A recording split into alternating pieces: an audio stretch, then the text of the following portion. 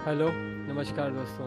इस बार मैं आपको बताऊंगा कि कार लेते समय कौन कौन सी चीज़ों का ध्यान में रखें और कार खरीदने के पहले आप कौन कौन सी तैयारियां कर सकते हैं अपनी ओर से। तो पहला तो आपको है, कार लेना कोई बड़ी बात है नहीं और काफ़ी फ्रस्ट्रेटिंग और लंबा प्रोसेस नहीं है। लेकिन अगर आप ऐसा सोचते हैं, सब कुछ आपकी सोच के ऊपर डिपेंड है।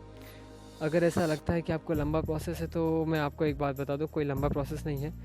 और अगर आपको ऐसा लगता है तो मैं आपको कुछ ऐसे टिप्स बता ही दूंगा जिससे आपको ये प्रोसेस जो है लंबा लगेगा नहीं और आपका सिर दर्द नहीं होगा कार खरीदते समय।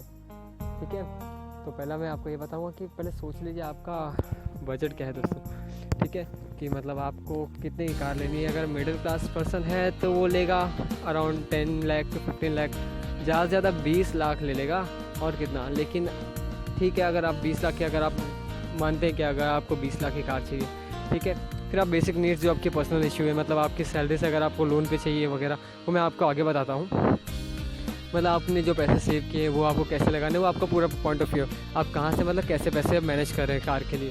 ठीक है, तो पहले अपना बजट आप सोच लीजिए। उसके बाद आप सोचिए कैसे आपको कार लेनी है, मतलब आप लीज़ पर लेंगे या खरीद लेंगे। देखिए, अगर आप डायरेक्टली कार अगर कैश पर ले लेंगे या फिर जो बोलते हैं चेक वगैरह पेमेंट करके ऑन द स्पॉट पर, तो उसमें आपको कार का जो कीमत होती है वो ऑन द स्पॉट आपको मालूम पड़ जाती है। जैसे अगर मेरी कार की कीमत है 12,66,000 और जितना भी आगे का पॉइंट है तो उतने भी मिलेगी। लेकिन अगर आपको EMI वगैरह जो जो ऑप्शन आ रहे हैं बैंक के थ्रू, तो अगर आप वो सब कराते हैं तो फिर उसके बाद कार की कीमत और बढ़ जाती है। जैसे कि अगर 12 लाख की कार है तो 15 या 16 तक पहुँच ही जाती है। ठीक है, तो आप समझ लीजिए आपको जैसे करना है, आप सोच लीजिए, रिसर्च कर लीजिए। आप बहुत सारी सर्विसेज अवेलेबल है हमारे गूगल पर जाइए, कार का नाम डालिए अगर आपको कार का नाम पता है, या फिर अपना बजट ही डाल दीजिए। इतना भी काफ़ी हमारे गूगल के लिए सर्च करने के लिए कि आपको कैसे कार चाहिए, क्या क्या फंक्शनलिटी फीचर्स चाहिए, वो सब आपको बता देगा। अदरवाइज़ आप डायरेक्टली कार के शोरूम में जाके डीलर से बात कर लीजिए। डीलर से बात करने की भी एक ट्रिक होती है, आपको अपनी सोच बदलनी होगी। आप ये सोचिए, आप उसके बॉस हैं, वो आपका बॉस नहीं। अगर आपने ये सोच रख ली तो आप किसी भी डीलर को क्रैक कर लेंगे और अच्छी से अच्छी कार की डील कर पाएंगे। लेकिन अगर आप ये नहीं सोच पाए तो कोई भी डीलर आपको आके आपका शिकार कर सकता है, आपको शिकार समझ के। ठीक है, ऐसा है क्योंकि डीलर की जो काम है वही है उसका काम कि बेचना कार को, और उसको उसका 3% तक उसको मिलता है कार का, जो भी कार की कीमत होगी उसका 3%। तो डीलर अपने काम में काफ़ी स्पेशलिस्ट होता है, बात ध्यान में रखिएगा। तो आप अपनी सोच बदलिए, जाके बात कीजिए डीलर से। कार पसंद आई है, कोई बात नहीं, टेस्ट ड्राइव बनता है। कार की कीमत जो भी हो, 2 लाख हो कार की कीमत, या 13 लाख हो या 15 लाख हो, टेस्ट ड्राइव को बनता है क्योंकि आप कार ले रहे हैं, आपकी कार होने वाली वो। टेस्ट ड्राइव ले लीजिए आप।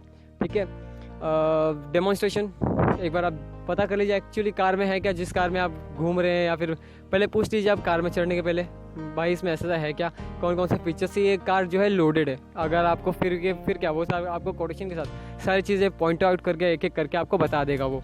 इससे आपको काफ़ी कन्वीनियंट होगा कार ड्राइव करने में। और टेस्ट ड्राइव देते टाइम अगर वो आपको बोल रहा है चलिए यहाँ पे पूरा खाली रास्ता है, मस्त, आप आराम से थोड़ा स्पीड बढ़ा लीजिएगा, जैसे आपको ड्राइव करना कर लीजिए, मत जाइए, उसकी बात मत सुनिए। कार आपको लेना है, आप ऐसी जगह जाइए जहाँ ट्रैफिक हो, क्योंकि कार का अच्छा परफॉर्मेंस और कंफर्टेबिलिटी वहीं पे आपको मालूम पड़ेगी। जब कार आपकी रुकेगी, बढ़ेगी, फिर रुकेगी, फिर बढ़ेगी, फिर खाली रास्ता आएगा, फिर आप रेस देंगे, फिर बढ़ाएंगे, गियर चेंज वगैरह जो भी है आपका, क्लच वगैरह कैसे परफॉर्म करती है कार, ऐसे सिचुएशन में आपको वहाँ पर मालूम पड़ेगा।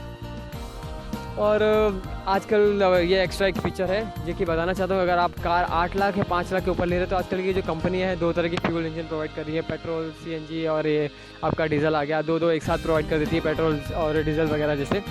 तो आप इसके बारे में पूछ लीजिएगा क्योंकि कन्वीनियंट फीचर है आपके लिए अगर आपको लगता है ये।